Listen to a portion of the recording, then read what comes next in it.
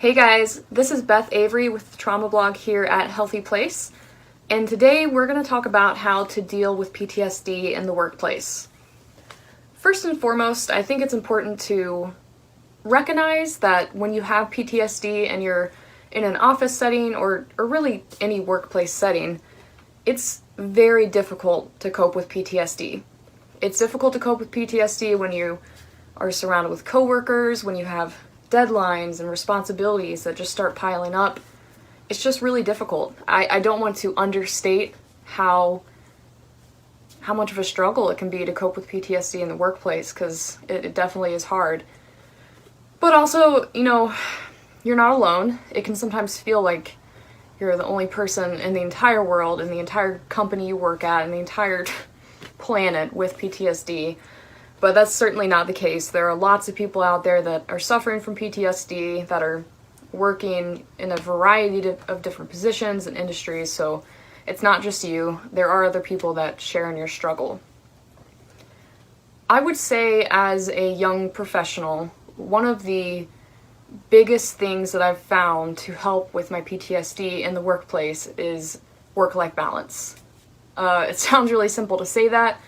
I think almost every worker thinks about their work-life balance at some point, and we all know it's important. We know it's important to not work your life away, to spend time at home, to spend time with family and friends. Like, we're all aware of the importance of work-life balance, but sometimes it gets disrupted. We end up having to stay late. We do it once, and then before you know it, we start doing it every day. That kind of stuff, I've done that in the past, where I've worked too much, put too much effort into work. That kind of stuff just does not work for me with my PTSD. It's extremely critical for me to clock out when it's time to clock out, to go home, to turn off my work phone, to just not even think about work, just to focus on relaxing and enjoying myself and enjoying my time in the world.